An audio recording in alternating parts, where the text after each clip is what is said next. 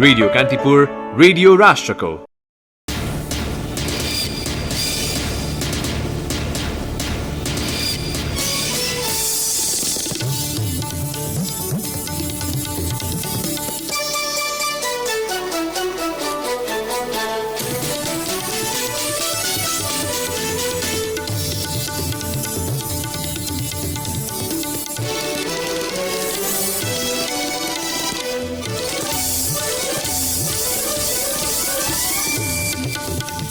प्रारम्भिक परीक्षणमा चीनको हुवेबाट उद्धार गरिएका सबै नेपालीमा कोरोना भाइरस नरहेको पुष्टि, अवस्था खतरामुक्त भने भइन सकेको स्वास्थ्य मन्त्रालयको भनाई। मुलुकमा ठूला राजनैतिक उपलब्धि भए पनि व्यवस्था भने अझै परिवर्तन हुन नसकेको सरकारवालाको गुनासो। दलीय आग्रहले लोकतान्त्रिक प्रणाली र प्रक्रियामा अवरोध सिर्जना हुन नहुने प्रधानमन्त्री ओलीको भनाई। सुनको मूल्यले नयाँ कीर्तिमान छोयो, प्रति तोला 77,100 रुपैयाँमा कारोबार। कोरोना संक्रमण बारे विभेदकारी समाचार छापेको आरोप लगाउँदै चीन सरकारद्वारा 3 विदेशी पत्रकारलाई देश निकाला, 5 दिनभित्र बेजिङ छाड्न निर्देशन। र रूपन्देहीको गोर्खा बोइजलाई पराजित गर्दै ए डिभिजन लिग विजेता मछिन्द्र शताक्षी गोल्ड कप फुटबलको सेमी फाइनलमा, बी डिभिजनमा घटुवा भएको सरस्वती क्लब बागमती गोल्ड कपको पहिलो खेलमै पराजित। नमस्कार, कान्तिपुर डायरीका साथमा सहकर्मी बासु र म पार्वता। समाचार अब विस्तारमा। चीनको हुबेई प्रान्तबाट उद्धार गरी गत आइतबार बिहान नेपाल ल्याइएका 175 जनामै कोरोना भाइरस कोभिड-19 को संक्रमण नेगेटिभ रहेको पाइएको छ। स्वास्थ्य मन्त्रालयमा आयोजित पत्रकार सम्मेलनमा मन्त्रालयका प्रवक्ता महेन्द्र श्रेष्ठले 175 जनाबाट लिएको रियाल परीक्षणमा कोरोना भाइरसको संक्रमण नेगेटिभ देखिएको बताउनुभयो। हालसम्म कोरोना भाइरसको संक्रमण नदेखिएकाले अवस्था सामान्य रहेको प्रवक्ता श्रेष्ठको भनाइ थियो।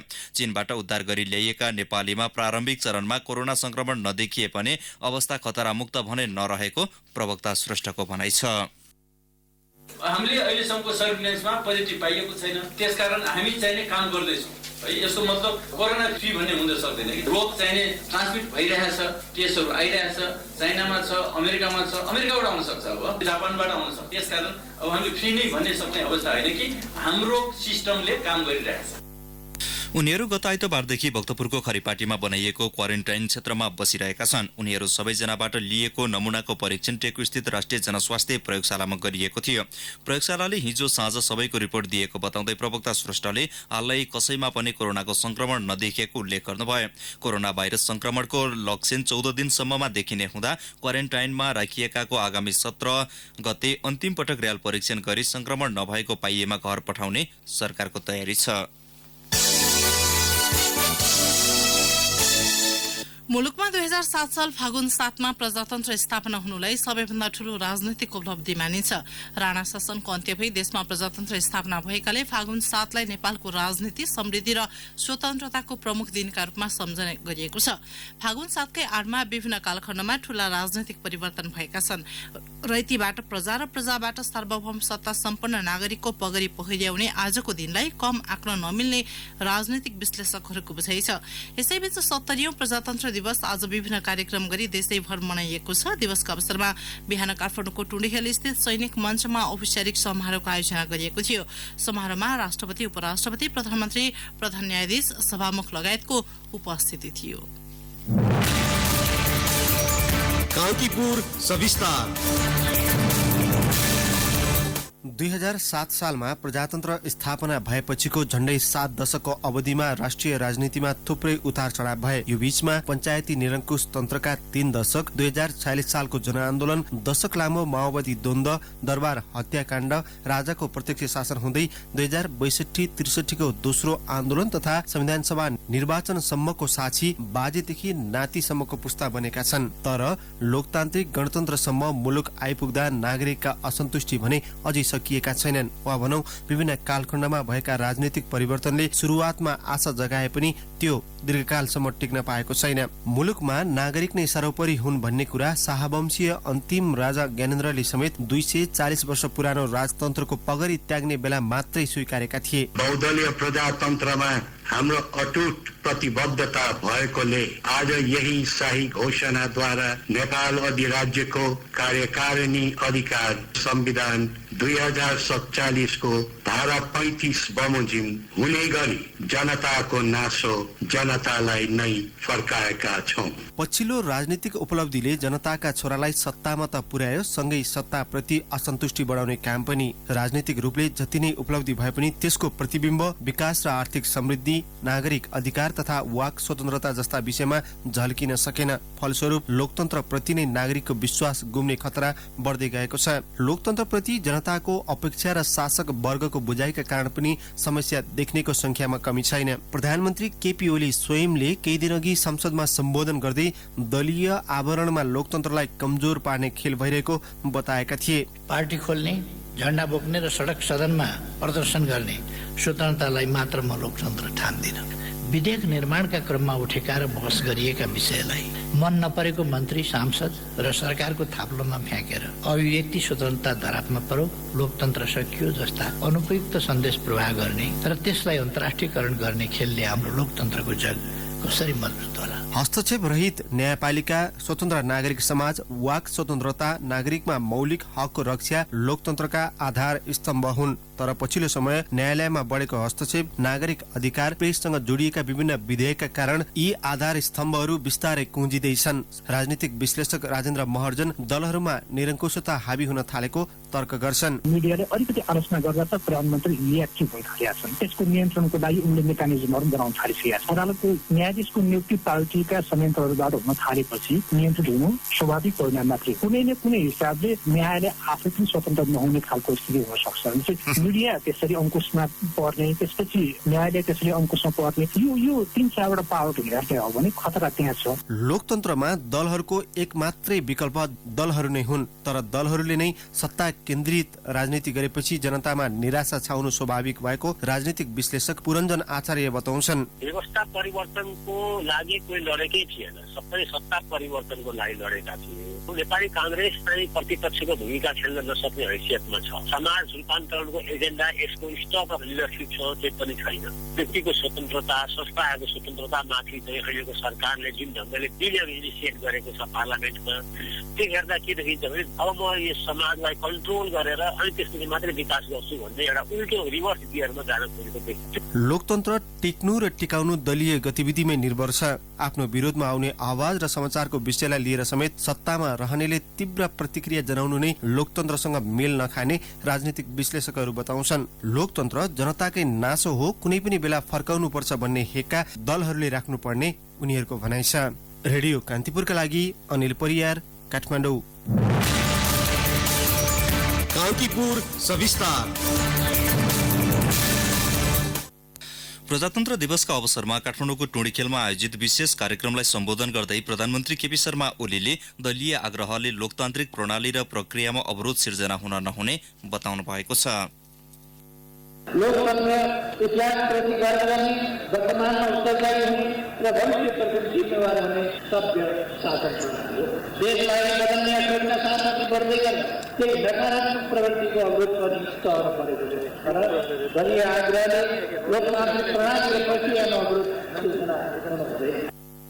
ओलीले मुलुकको आर्थिक विकासमा पनि बाधा उत्पन्न भएको बताउनु भयो। विकास निर्माणमा बाधा हाल्ने, वैदेशिक लगानीकर्ताहरूलाई निरुत्साहित पार्ने, विकास प्रयासहरूमा व्यवधान गर्ने प्रयासहरूलाई कामद्वारा नै पराजित गरिरहेको पनि ओलीले दावी गर्नुभयो।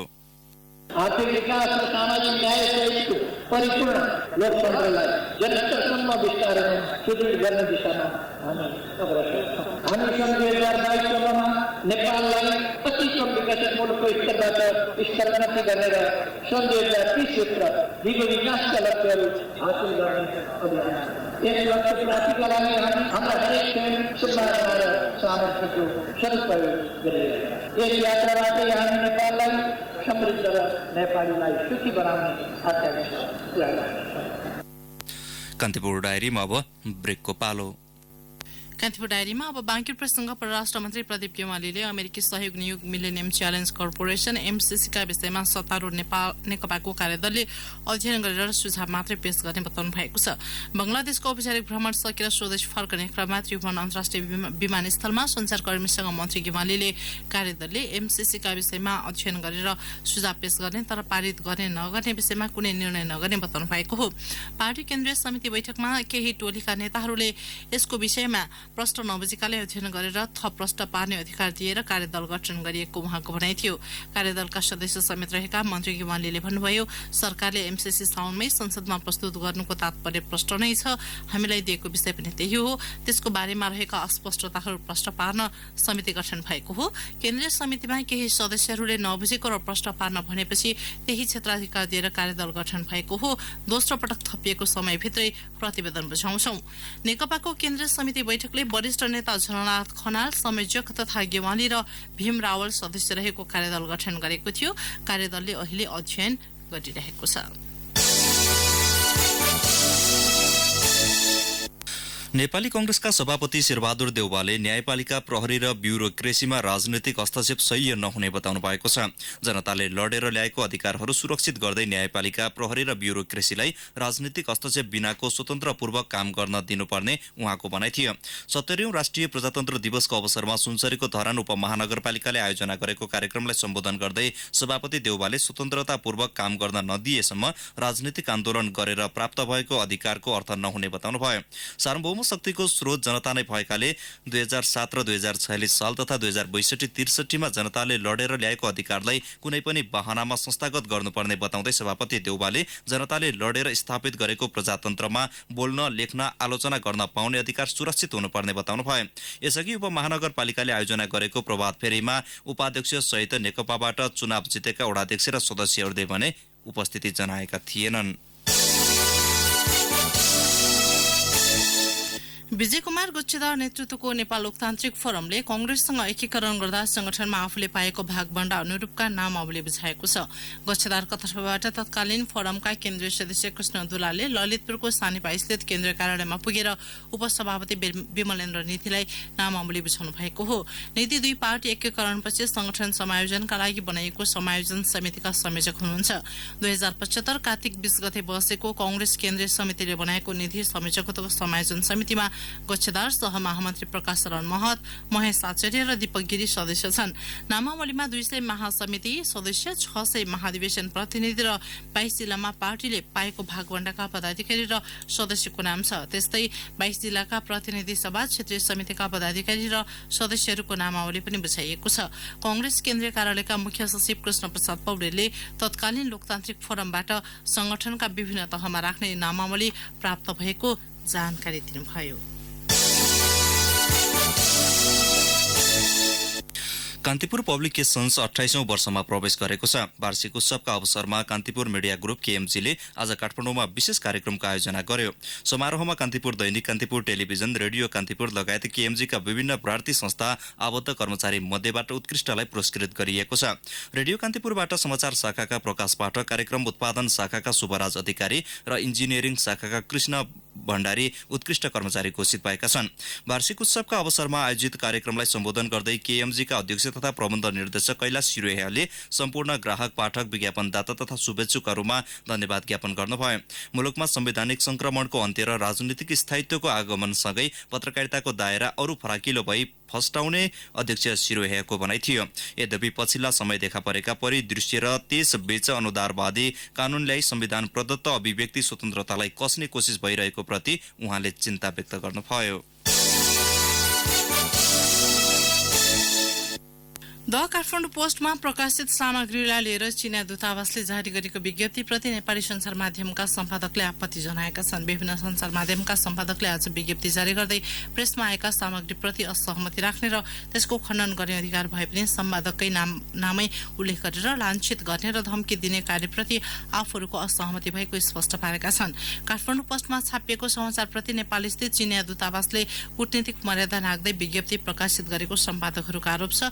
सम्पादकहरूले संयुक्त रूपमा जारी गरेको विज्ञप्तिमा भनिएको छ, नेपालको संविधानले पूर्ण प्रेस स्वतन्त्रताको ग्यारेन्टी गरेको छ। त्यसको अभ्यास र रक्षा गर्न हामी सम्पादकहरू प्रतिबद्ध छौं। यसैबीच द काठमाडौँ पोस्टमा प्रकाशित सामग्रीलाई लिएर चीनिया दूतावासले जारी गरेको विज्ञप्तिप्रति नेपाल पत्रकार महासंघले ध्यानाकर्षण भएको जनाएको छ। कूटनीतिक निकायबाट पत्रकारलाई धम्की दिने काम निन्दनीय भएको महासंघको ठहर छ। आज विज्ञप्ति मार्फत महासंघले समाचारप्रति गुनासो गर्ने निकाय हुँदाहुँदै कूटनीतिक निकायबाट पत्रकारलाई धम्की दिने र लाञ्छना लगाउने काम निन्दनीय रहेको बताएको हो। काठमाडौँको जोरपाटी अत्तरखेल स्थित नेपाल मेडिकल कलेज एनएमसी शिक्षण अस्पतालको शल्यक्रिया कक्ष आगामी आइतबारसम्मका लागि बन्द गरिएको छ। बिरामीमा संक्रमण देखिन थालेपछि स्रोत यकिन गरेर निर्मूल पार्न भन्दै शल्यक्रिया कक्ष बन्द गरिएको अस्पताल प्रशासनले जनाएको छ। गत आइतबार र सोमबार प्रसुतिका लागि शल्यक्रिया गएका मध्ये 3 जनामा एकै प्रकारको संक्रमण देखिएको अस्पतालका निर्देशक डाक्टर राजेश किशोर श्रेष्ठले बताउनुभयो। संक्रमण के कारणले गर्दा भएको हो भन्ने बारे अनुसन्धान भइरहेको बताउँदै डाक्टर श्रेष्ठले संक्रमणको कारण यकिन गर्न औषधिदेखि अन्य सामग्रीको कल्चर गर्न पठाएको जानकारी दिनुभयो। संक्रमित मध्ये 1 जनाको अवस्था गम्भीर छ, उनमा पिसाब नहुने लगायत समस्या देखिएको छ। काभ्रेपलाञ्चोक साक्षर जिल्ला घोषणा भएको छ। 2068 सालको जनगणना अनुसार 15 देखि 60 वर्ष उमेरसम्मका 3,73,727 मध्ये 3,60,560 जना अर्थात 96.48% जनता साक्षर भएको आधारमा काभ्रेलाई साक्षर जिल्ला घोषणा गरिएको हो। यो सँगै मुलुकका 77 मध्ये 52 जिल्ला साक्षर बनेका छन्। यसअघि काभ्रेका 13वटै स्थानीय तह साक्षर घोषणा भइसकेका छन्। सबैभन्दा बढी रोशी गाउँपालिकामा 98.98% र सबैभन्दा कम बेथानचोकमा 95.01% जनता साक्षर जनता साक्षर रहेको जिल्ला समन्वय समितिका प्रमुख उद्धव केसीले जानकारी दिनुभयो। 95% साक्षर भएपछि घोषणा गर्न सकिने मापदण्डका आधारमा साक्षर जिल्ला बनेको केसीको भनाइ छ। राष्ट्रिय मानवाधिकार आयोगले अनसनरत थारूवान राष्ट्रिय मोर्चाका अध्यक्ष लक्ष्मण थारूको स्वास्थ्य अवस्थाप्रति संवेदनशील हुन सरकारलाई आग्रह गरेको छ। संविधान संशोधन लगायतका विभिन्न माग राखेर फागुन 1 गतेदेखि कैलालीको धनगढीमा आमरण अनसनमा रहेका थारूको स्वास्थ्य अवस्थाप्रति ध्यानकर्षण भएको भन्दै संवेदनशील हुन सरकारलाई आयोगले आग्रह गरेको हो। थारूको रक्तचापमा अस्थिरता, टाउको दुख्ने, ढाड दुख्ने र स्वास्थ्य अवस्था कमजोर हुँदै गएकाले धनगढी स्थित सेती प्रादेशिक अस्पतालको सघन कक्षमा उपचार भइरहेको छ। विमतिका विषयहरूलाई वार्ता र संवादको माध्यमबाट समाधान खोज्न तथा कुनै पनि समस्या समाधानका लागि आमरण अनसन जस्तो कठिन बाटो नरोज्न समेत आयोगले सम्बन्धित पक्षलाई आग्रह गरेको छ। ऊर्जा, जलस्रोत तथा सिंचाई मन्त्री वर्षमान पुलले मन्त्रालयका कामको प्रगति सन्तोषजनक नभएको भन्दै असन्तुष्टि व्यक्त गर्नुभएको छ। स्थिर सरकार र कर्मचारी प्रशासन हुँदा पनि बजेट समेत खर्च हुन नसकेको भन्दै उहाँले असन्तुष्टि जनाउनु भएको हो। जलस्रोत तथा सिंचाई विभागले धुलीखेलमा गरेको 12औं सिंचाई राष्ट्रिय गोष्ठीको आज उद्घाटन गर्दै मन्त्री पुलले चालु आर्थिक वर्षको 7 महिनामा जम्मा 24% मात्र खर्च भएको भन्दै कारण पत्ता लगाउन अनुरोध गर्नुभयो। मन्त्रालय मातहत रहेका राष्ट्रिय गौरवका 5 आयोजनामध्ये कुनैमा पनि जनक प्रगति नभएको भन्दै कारण खोज्न उहाँले औल्याउनु भयो। अब केही समाचार संक्षेपमा। सरकारले उपलब्ध गराएको सुलभ कृषि कर्जामा सहजीकरण गर्ने गरी प्रदेश 5 को भूमि व्यवस्था कृषि तथा सहकारी मन्त्रालयले 12वटा जिल्लामा हेल्प डेस्क स्थापना गरेको छ। किसान र बैंक बीच सहजीकरण गर्ने र किसानले गुनासो गर्दै आएको सुलभ दरको कृषि कर्जाको विषयमा जानकारी दिन सुलभ कर्जा हेल्प डेस्क राख्ने निर्णय गरिएको मन्त्रालयका योजना तथा अनुगमन महाशाखा प्रमुख विनोद घिमिरेले बताउनुभयो। कर्तव्यज्ञान मुद्दाका आरोपित मौलापुर नगरपालिका 8 सोनरियाका अभय सिंह भनिने 40 वर्षीय कामेश्वर सिंह पटेल कुर्मीलाई रौतहट प्रहरीले गोली हानेर चन्द्रपुरबाट पक्राउ गरेको छ। उनको स्थानीय अस्पतालमा उपचार भइरहेको छ। उनको साथबाट 1 राउन्ड गोली, लोड भएको नलकटुवा पिस्तोल 1 थान, SLR को गोली 4 राउन्ड र गोलीको खोका 3 थान बरामद भएको प्रहरीले जनाएको छ। धरान स्थित बीपी कोइराला स्वास्थ्य विज्ञान प्रतिष्ठानको कम्पाउन्डभित्र रहेको दिल्ली पब्लिक स्कुलको गेटमा बम विस्फोट गराएको अभियोगमा सुनसरी प्रहरीले मोरङको केराबारी गाउँपालिका 6 का 38 वर्षीय गोपाल बस्नेतलाई धरान उपमहानगरपालिका 8 बाट पक्राउ गरेको छ। दिल्ली पब्लिक स्कुलको गेटमा गत भदौ 20 गते बम विस्फोट भएको थियो। र सुरक्षाको कारण देखाउँदै सप्तकोशी नदीमा सञ्चालनमा रहेका जेटबोट गत फागुन 1 गतेदेखि बन्द भए पनि खुलाउन सरकारले पहल नगरेका भन्दै सञ्चालकहरूले आपत्ति जनाएका छन्। कान्तिपुर डायरीमा अब लमजुङ डायरीको पालो।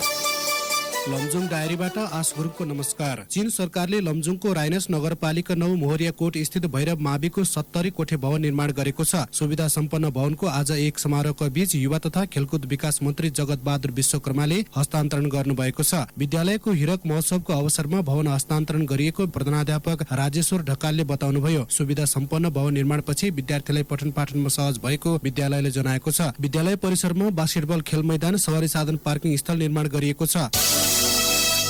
मर्स्याङ्दी गाउँपालिका 4 जगतमा पर्ने मर्स्याङ्दी नदी किनारमा रहेको तातोपानी कुण्ड जाने बाटो निर्माण सुरु भएको छ। जगतको तातोपानी डाँडाबाट 500 मिटर सडक निर्माण थालिएको स्थानीय पञ्चबहादुर गुरुङले बताउनुभयो। चक्रिय अन्नपूर्ण पदमार्गमा आउने पर्यटक तातोपानीमा नहुन जाने तर बाटो नहुँदा उकालो ओह्रालो बाटो हिँड्नु परेकाले सडक निर्माण थालिएको स्थानीयले बताएका छन्। सडक निर्माणका लागि गण्डकी प्रदेश सरकारले 10 लाख र मर्स्याङ्दी गाउँपालिकाले 5 लाख रुपियाँ विनियोजन गरेको तातोपानी कुण्ड निर्माण समितिका अध्यक्ष पूर्णबहादुर गुरुङले बताउनुभयो। खोलासोतर गाउँपालिका 8 गामरङ बेसीका 4 जना बुढ्यौली उमेरका स्थानीय माछा पालनमा जुटेका छन्। स्थानीय प्रजातिका माछा संकटमा पर्न थालेपछि उनीहरूले मिदिम खोलाबाट माछाका भुरा ल्याएर पालेका हुन्। 66 वर्षीय बजिर गुरुङ, 60 वर्षीय डम्बर जङ गुरुङ, 57 वर्षीय रामबहादुर गुरुङ र 55 वर्षीय पशबहादुर गुरुङले माछा पालन गरेका हुन्। नजिकै मिदिम खोलामा जलविद्युतका कारण माछा हराउन थालेपछि उनीहरू माछा संरक्षणमा जुटेका हुन्। शाहवंशीय राजा ईश्वरम्म शाहले स्थापना गरेको लमजुङ दरबार अर्थात् लमजुङ कालिका मन्दिरको सुरक्षा नेपाल प्रहरीले दिन थालेको छ। यसअघि सो दरबारको सुरक्षार्थ स्थापना गरिएको प्रहरी पोस्ट 2057-58 तिर विस्थापित भएको थियो। विस्थापित भएको करिब 2 दशकपछि दरबार परिसरमा अस्थायी प्रहरी पोस्ट स्थापना गरिएको छ। जिल्ला प्रहरी कार्यालय लमजुङले स्थापना गरेको अस्थायी प्रहरी पोस्टमा हवलदार सहित 4 जना प्रहरी बसेको प्रहरी नायब उपरीक्षक रविन्द्रमान गुरुङले बताउनुभयो। हवस् त लमजुङ डायरी आजलाई यति नै। आश गुरुङ बिदा हुन्छु, नमस्कार। लमजुङ डायरीपछि कान्तिपुर डायरीमा पुनः ब्रेकको पालो। कान्तिपुर डायरीमा अब आर्थिक प्रसङ्ग। सुन हालसम्मकै महँगो भएको छ। प्रति तोला 400 रुपियाँले बढेर सुनले आज नयाँ रेकर्ड कायम गरेको हो। सुन प्रति तोला 77,100 रुपियाँमा कारोबार भइरहेको छ। यसअघि हिजो सुनको मूल्य प्रति तोला 76,700 रुपियाँ थियो। गत आइतबार बजार खुल्दा सुनको मूल्य प्रति तोला 76,500 रुपियाँ थियो। यस्तै चाँदी पनि हिजोको तुलनामा प्रति तोला 15 रुपियाँले बढेर 905 रुपियाँ पुगेको छ।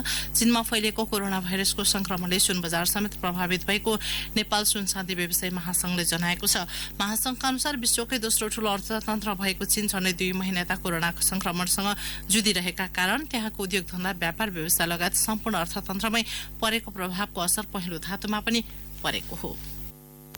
कारोबार हुने साताको चौथो दिन धितोपत्र बजार सामान्य अङ्कले उकाल लागेको छ। बजार परिसूचक नेप्सी आज 5.24 अङ्कले बढेर 1405.25 बिन्दुमा पुगेको छ।